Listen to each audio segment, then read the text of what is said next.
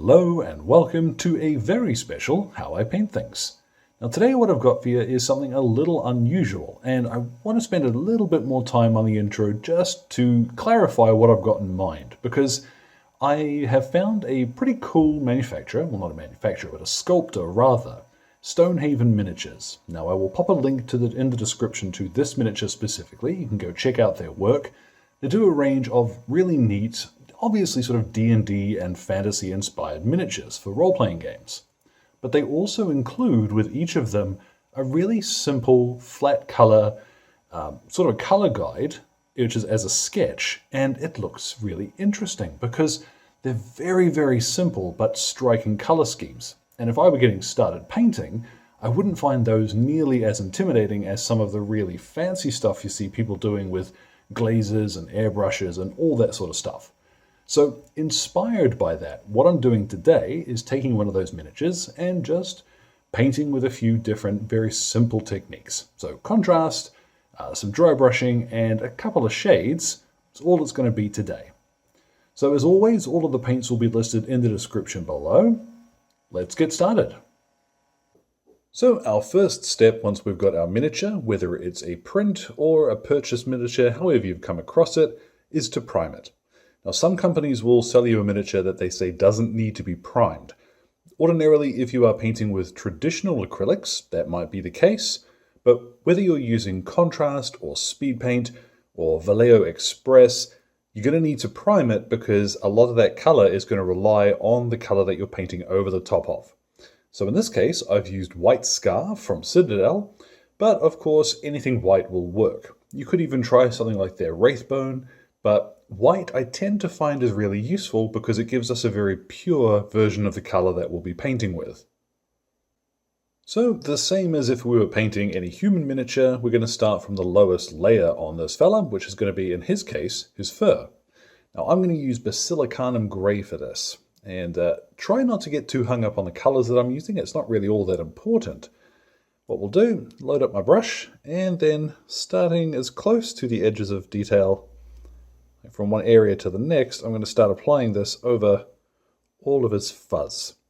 You'll see this is quite dark when it goes on, but it will dry a little, and as it does, the surface tension on this kind of pulls it away from flatter areas. It's quite interesting. You do need to make sure that you are applying enough of it for that to work though.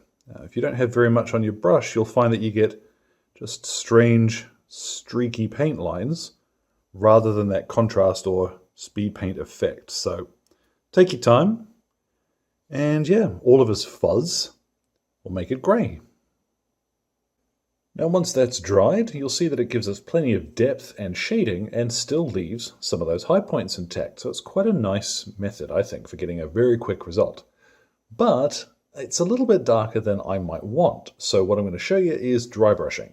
Now, if you've never come across this before, it's called dry brushing because we put a little bit of paint in the brush and then get most of it out. We're using a dry brush.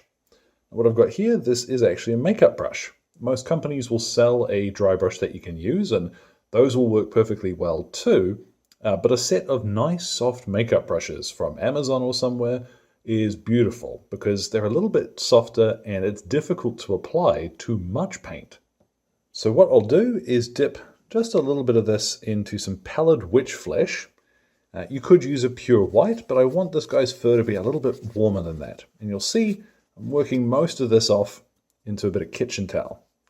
So we'll start on an area with plenty of detail. The side of his face here looks like a good candidate. And lightly passing over that area a few times, you'll see we pick up the high points with some of that pallid witch flesh, and we leave generally the color intact, and all of that nice deep shading. So you'll see particularly on the fur, like the fluffy bits of his face rather, that's quite a nice way of getting a little bit more definition on one of these miniatures. So I'm going to do this now over all of the grey fur. Now that will look a little bit lighter, and I think it adds a touch of warmth that is quite nice. Now I realize now that I should have saved that step till later because I'm actually going to do it again on another couple of colors, but whoops, we're having fun. What I have now is Skeleton Horde, and this is a nice, light, creamy sort of color. It's not going to be exactly like the image that I showed you earlier, but I do want just a little bit of variety on the front of him here. So the turnbacks on his jacket, I'm going to paint these with Skeleton Horde, and I'll also paint his shirt, the collar that's visible there, with this too. Go straight over the buttons, because you'll see it helps shade around them, and we'll touch those in with a little bit of metallic color later. Now I've also chosen to do the turnbacks on his cuffs in that color. I think it matches the look of the coat quite well. Now what I'm going to use next is Gore Grunter fur, and if I was going to do one color for trousers, shirt, jacket and all that, it would probably be this. This is quite a warm leathery sort of color. I'll load up my brush and start by just jamming it in on the straps on his chest. It'll look pretty extreme first going on, especially when you hit your camera like that. But take your time. And ironically, when it comes to contrast, this was kind of marketed as a very beginner-friendly sort of paint style. But it will teach you brush control very quickly, because you want to make sure you're being quite precise in how this is being applied. But all over his shirt and any leather straps, Gore Grunter fur, away we go. Now, Gore Grunter fur is quite a funny one because it will dry a little bit chalky and it doesn't tend to have the sharpest sort of contrast effect, but it's a nice colour, really worth having. What I'm going to use for his trousers is Agaros Dunes, or Agaros Dunes. I can never determine how it's supposed to be pronounced from how it's written down. Just a quick blast of this over his trousers, or breeches, whatever you want to call them. Now these little fabric bits that he's got on his shoulders and down like little funky socks, I would probably paint these in Flesh Terrors Red if I was doing it for myself. But what I'm going to use instead is Blood Angels Red, which is a little bit lighter and it's less meaty. I'm using this one because it's a bit more generic and you're more likely to have it in your little box of tricks. And let's just coat over these, I don't know, they're not epaulets, are they? But they're quite funky. Now, this is the point where I probably should have done that Pallid Witch Flesh dry brush from earlier.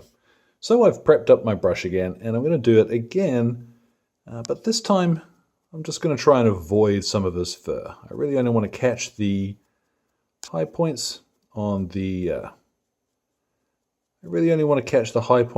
his gear, on his sleeves, on his trousers.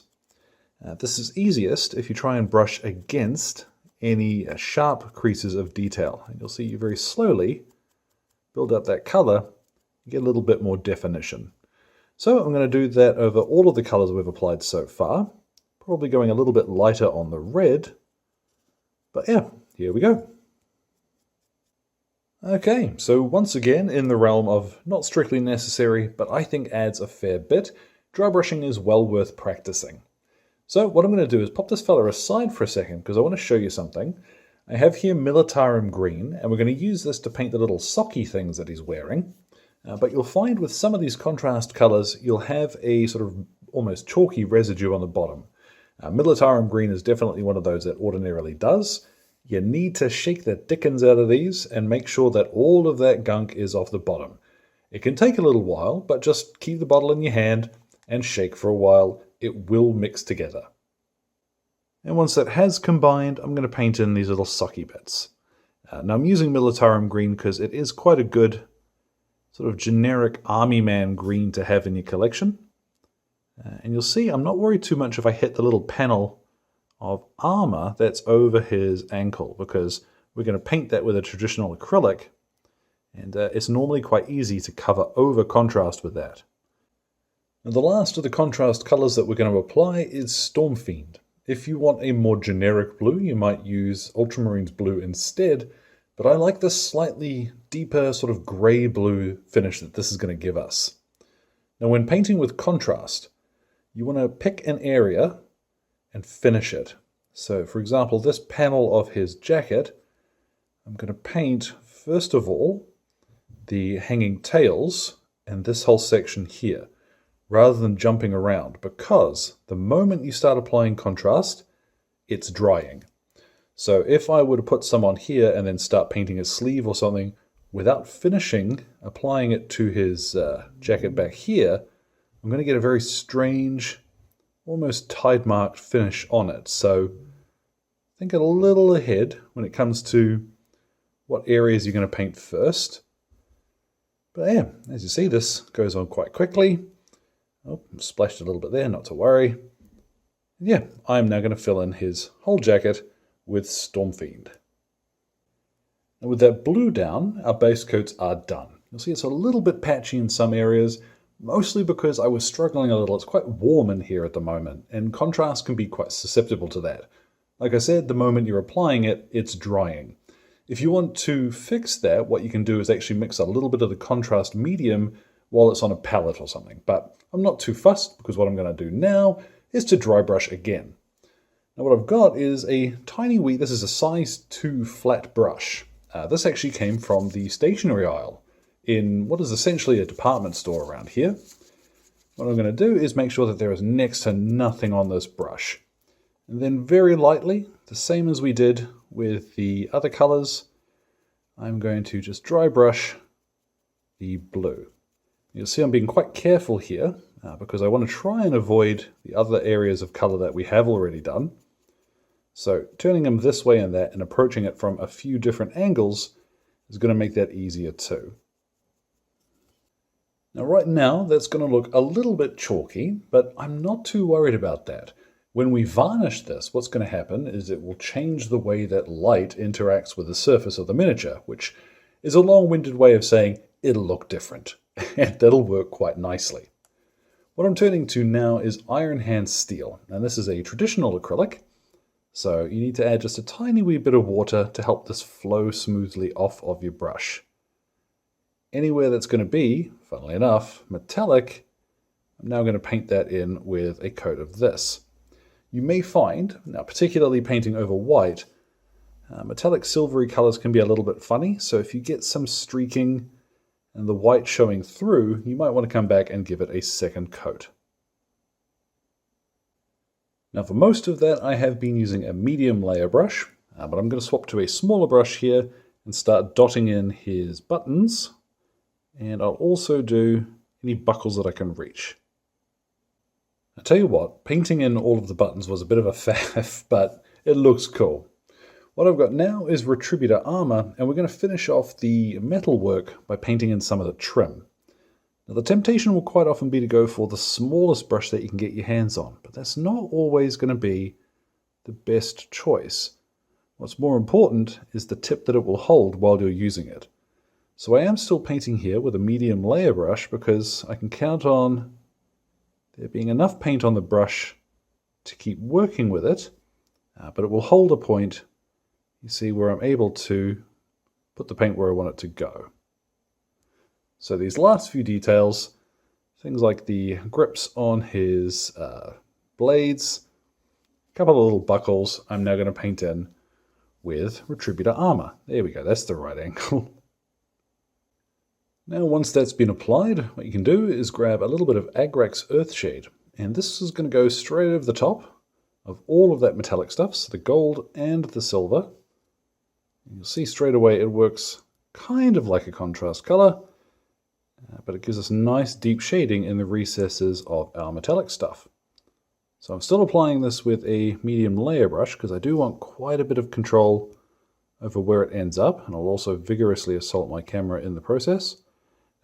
But yeah, over the weapons and any bits of trim that you want to look a little bit more grimy and used, this is what I'm going to apply.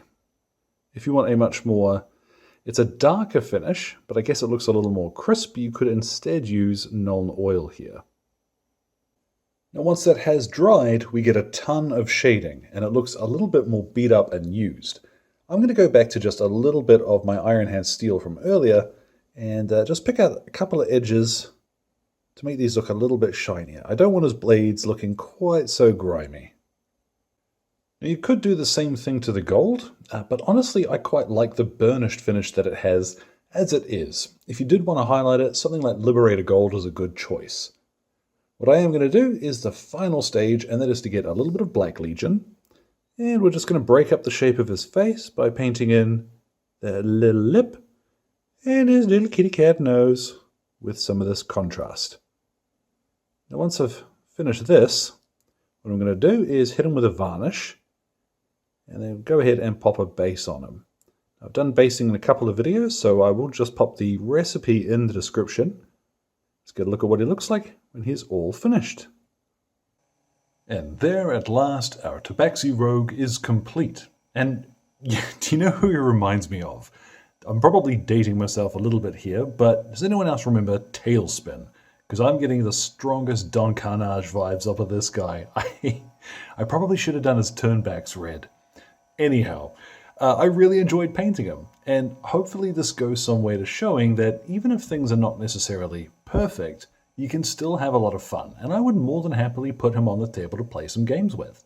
It's not about painting something that looks like it's going to go on a box, it's about having something that you can enjoy yourself, and I think it is very easy sometimes to lose sight of that.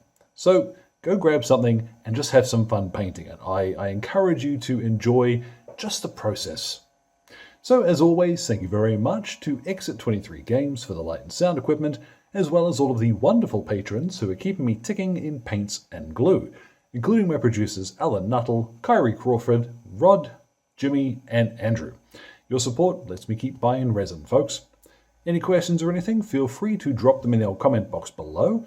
My Twitter and Instagram are both linked there too.